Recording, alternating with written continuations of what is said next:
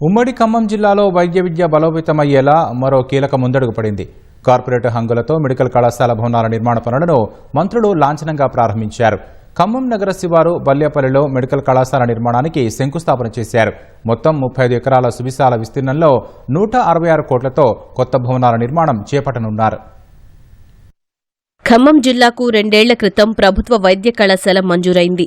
అప్పటికే కొత్త కలెక్టరేట్ నిర్మాణం సాగుతుండటంతో పాత కలెక్టరేట్ భవనంతో పాటు పక్కనే ఉన్న R&B భవనాన్ని వైద్య కళాశాలకు కేటాయించారు. ఇక్కడే 100 కోట్లతో కొత్త భవనాలు నిర్మించేందుకు నిర్ణయించారు. 2023-24 విద్యా సంవత్సరానికి పాత కలెక్టరేట్ ఆవరణలోనే 100 సీట్లతో తరగతులు ప్రారంభమయ్యాయి. అయితే చాలీచాలని భవనాల్లో తరగతులు నిర్వహిస్తున్నారన్న ఉద్దేశంతో కాంగ్రెస్ అధికారంలోకి వచ్చిన తర్వాత మంత్రి తుమ్మల నాగేశ్వరరావు వైద్య కళాశాలకు నూతన భవనాలు నిర్మించేందుకు సంకల్పించారు. భవిష్యత్తు అవసరాలను దృష్టిలో పెట్టుకుని ప్రతిపాదనలు సిద్ధం చేసి ముఖ్యమంత్రికి అందజేశారు.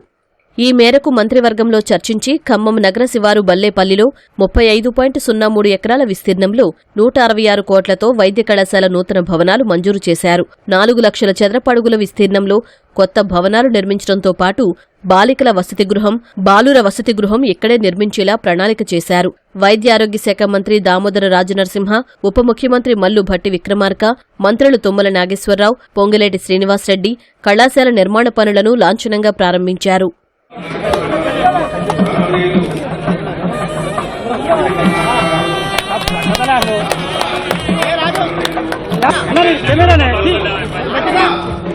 రాష్ట్ర ప్రభుత్వం విద్యా వైద్య రంగాలకు అత్యంత ప్రాధాన్యమిస్తోందని ఉప ముఖ్యమంత్రి భట్టి విక్రమార్క అన్నారు.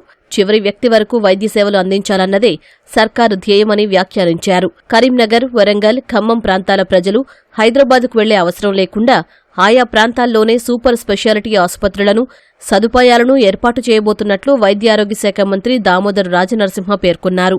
ఖమ్మం జిల్లాకు సుమారు 7 ప్రాథమిక వైద్యారోగ్య కేంద్రాలను మంజూరు చేస్తామన్నారు. గతంలో విద్యా వైద్య రంగాలు నిర్లక్ష్యానికి గురయ్యాయని వ్యవసాయ శాఖ మంత్రి తుమ్మల నాగేశ్వరరావు ఆరోపించారు. ఇది పాలకుల కోసమో దొరల కోసమో పనిచేసేటువంటి ప్రభుత్వం కాదు. ఇది కేవలం ప్రజలకి అంకితమై ప్రజా సంక్షేమం కోసం పనిచేస్తుందని చెప్పడానికి ఇది ఒక చక్కటి నిదర్శనం అని చెప్పి ఈ సందర్భంగా మీ అందరికీ మనవి చేస్తా ఉన్నాను. ప్రత్యేక రాష్ట్రం ఏర్పడిన తర్వాత 10 సంవత్సరాల్లో ఎప్పుడూ పెట్టనంత ఖర్చుని ఈ 1 సంవత్సరంలో ఈ రాష్ట్ర ప్రభుత్వం ఈ వైద్య విద్యా శాఖలో ఖర్చు పెట్టిందని చెప్పడానికి నేను చాలా సంతోషిస్తా ఉన్నాను.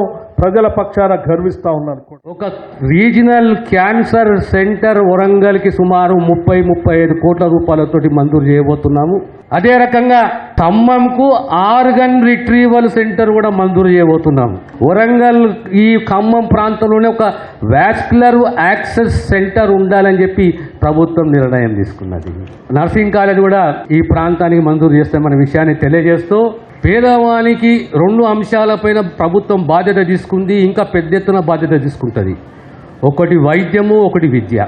ఈ ప్రభుత్వం గత 30 సంవత్సరాల నుంచి ఈ సమాజం అడుగుతున్న వర్గీకరణను తీసుకొచ్చింది. ఆ వర్గీకరణ ఆధారంగానే రాబోయే నోటిఫికేషన్స్ ఉంటాయి. తెలంగాణ జిల్లాలో ముఖ్యంగా ఈ మానవ వనరులైనటువంటి విద్యా వైద్యం మీద ప్రభుత్వం గతంలో నిర్లక్ష్యం చేయబడ్డటువంటి ఈ రంగాలని మనం ముందుకు తీసుకెళ్లాలి. ఈ శాశ్వతమైనటువంటి ఆస్తి. మానవ వనరులు లేకుండా మానవాభివృద్ధి జరగదు. అందుకని విద్య పరంగా, వైద్య పరంగా మనం స్వయం సమృద్ధిని సాధించాలి. ఇప్పుడు జరుగుతున్నటువంటి మార్పులకు అనుగుణంగా విద్యాశాఖని, అదేవిధంగా వైద్య శాఖని ఆధునీకరించుకొని మన పిల్లలకి అధునాతనమైనటువంటి విద్యను కల్పించకపోతే ప్రపంచ దేశాలతో పోటీ పడలేము. భవిష్యత్తులో విశ్వవిద్యాలయం ఏర్పాటు, ఇతర అవకాశాలకు అనుగుణంగా అత్యాధునిక వసతులతో వైద్య కళాశాల నిర్మాణాలు సాగనున్నాయి.